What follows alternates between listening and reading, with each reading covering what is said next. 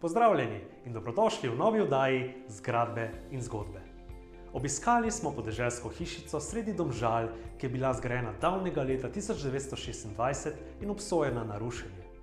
A lastnika in arhitekti iz biroja A22 so se odločili, da vendarle hišo rešijo in ji vdahnejo novo življenje.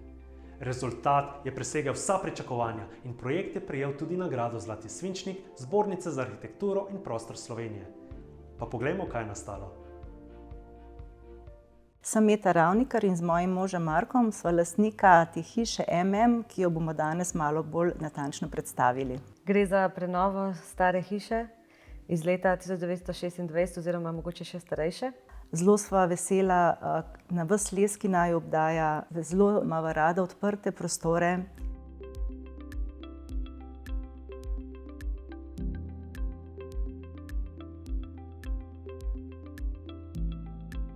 V našem novem domu se midva zelo dobro počutva. Mislim, da sva mi zdaj prvič res spoznala, kaj pomeni to dom. Všeč nama je ta izhod direktno na vrt, ker sva si ga vedno želela, in še odprt prostor, ki nama dodaja eno posebno energijo. Gradnja je trajala slabi 2 leti, od takrat, ko smo se odločili, da bomo nekaj gradili. V bistvu sama gradnja pa eno slabo leto od gradbenega dovoljenja naprej. Z izvajalci sva imela kar srečo, ker je tudi biro prevzel izbor izvajalcev.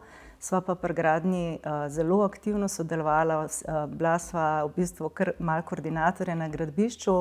Najbolj pa sva se angažirala pri obnovi oken in vrat. In na to sva res zelo ponosna. S pomočjo restavratorja nam je res uspel en lep izdelek narediti. Zelo nama je všeč les, da smo se odločili za svetlo les, to nama je izredno všeč.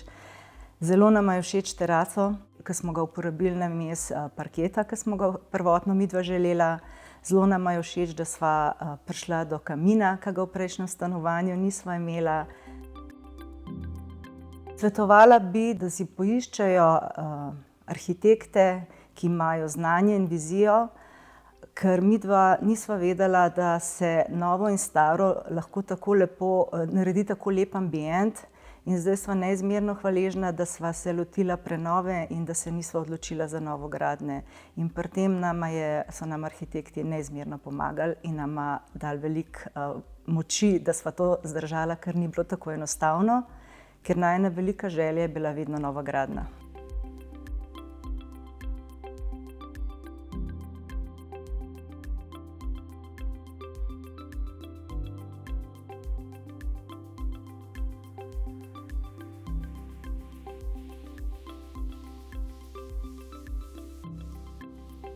Pozdravljeni, sva Žiga Ravnikar in Eva Senikovič.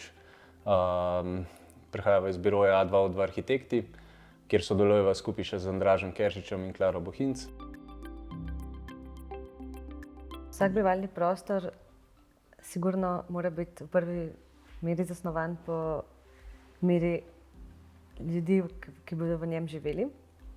Se pravi, da pri snovanju bivalnih prostorov se vedno odzivamo na želje naročnikov. So pa sigurno ene splošne lastnosti, ki jih mora vsebovati v smislu naravne osvetljenosti, prijetne klime, izbora materialov, predvsem so to lahko naravni materiali. V bistvu mora biti bivalni prostor tudi dovolj fleksibilen, da se lahko prilagaja različnim situacijam v življenju in različnim lastnikom. In pa da je zasnova kar se da odprta, da so prostori svetli, povezani, fleksibilni, kot je rekla Eva, in da imajo tudi kot v primeru te hiše dober stik z zunanjim prostorom, da je ta povezava čim bolj direktna. Hiša je bila ena redkih še tipičnih ohranjenih hiš v Domžalah.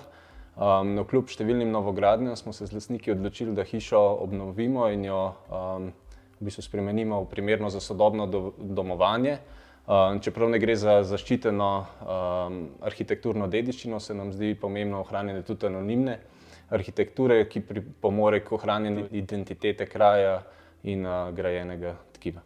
Investitorja sta imela v bistvu 3 ključne želje, katerim smo pač sledili, in to so sicer, da imata spalne prostore v etaži, da imata čim boljšo povezavo parterja z zunanjim prostorom, in pa da imata dovolj shranjevalnega prostora, tako da tudi temu pač smo sledili pri zasnovi samega objekta in potem izvedbi. Sigurno je na začetku veliko časa bilo posvečenega temu, da smo se sploh dogovorili, v kakšno smer bomo šli pri prenovi, oziroma najprej je bilo sploh mišljeno, da bo to nova gradnja, pa smo prek veliko pogovorov prišli do tega končnega zaključka, da bomo hišo pravzaprav prenovili in jo prilagodili za njuno bivanje. Je pa pol tekom procesa gradnje oziroma projektiranja zelo pomembno, da pride med naročnikom in arhitektom do enega zaupanja in samo na ta način v bistvu lahko postane projekt dober. Izvajalce dodajamo na podlagi izkušenj pri prejšnjih projektih in tudi pri tem je bilo dejansko tako, da smo v bistvu sodelovali z ekipami, s katerimi smo v večini primerov že prej bili v nekih projektih skupnih, tako da na ta način je tudi to zaupanje bilo že malo prej vzpostavljeno in smo zato te zahtevnosti samega projekta oziroma nivoje lažje dosegli. Gradnja je bila zelo kompleksna, tako da v bistvu tukaj smo imeli izredno srečo, kar se tiče izvajalcev in sodelovanja z njimi. Tako da smo objekt skupaj lahko pripeljali do dobrega končnega rezultata. Tako da v bistvu vsi ti detajli in naše tudi zahteve so bili potem z njihove strani upoštevani in smo pač skupaj na ta način projekt zapeljali dobro do konca. Celotna hiša se ogreva prek sistema talnega ogrevanja, ki je izvedena v celotnem parterju, dopolnjuje se ga pa v bistvu po potrebi s kaminom. V zgornjih etažah pa razen kopalniškega radiatorja ni v bistvu drugih ogreval, ker zaradi same zasnove objekta temu ni potrebno. Kar se pa tiče prezračevanja, je pa hiša zasnovana tako, da je v bistvu naravno prezračevanje zagotovljeno prek smiselno umeščenih odprtin objekta. Naravno osvetlitev smo dobili prek premišljeno umeščenih novih oken in pa prek teh obstoječih starih, obnovljenih oken. Srednji del bivalni je osvetljen prek tega velikega okna, ki vodi na vrt in tudi hišo povezuje z vrtom, in prek manjših ostalih novih oken in pa novih strešnih oken, ki osvetljujejo tako spodnje prostore kot galerijo. Glede umetne osvetlitve pa je rešena na teh jeklenih nosilcih, ki so v bistvu to je vsa glavna osvetlitev, ki osvetljuje tako zgornje prostore kot spodnje prostore. Potem pa je še ta velik bivalni prostor osvetljen z lučjo.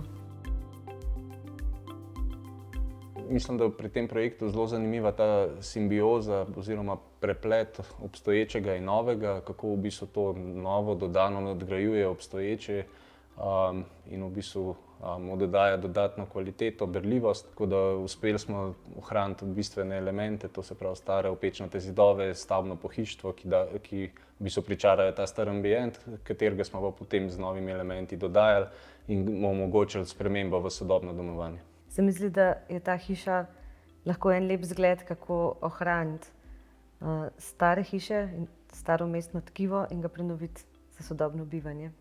Ker je bila tudi finančna konstrukcija tega projekta omejena, smo v bistvu iz teh enostavnih materialov poskušali doseči čim več. V bistvu gre pa za zelo kompleksne detajle, stike materialov, ki pa potem dvignejo v bistvu te navadne materiale v nekaj več mogoče. Ohranili smo obstoječo opečno strukturo, lupino, obod hiše, potem preplastili smo ga z naravnimi svetlimi apnenimi ometi. Medtem ko v tem dialogu starega in novega vse v bistvu, kar je dodano, nastopa v materialu, v lesu in v bistvu je ta dialog med obstoječim in novim tako ves čas jasno berljiv. Vse skupaj pa povezuje brušen betonski tlak teraco, ki v bistvu to navezavo in povezovanje z zunanjim prostorom dela še bolj direktno, tako da je ta meja nekako, bom rekel, zabrisana.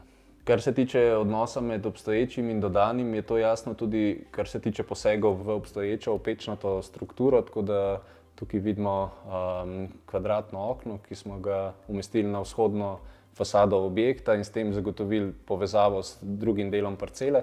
Hkrati pa ta okenska niša služi tudi kot klop za posedanje, branje.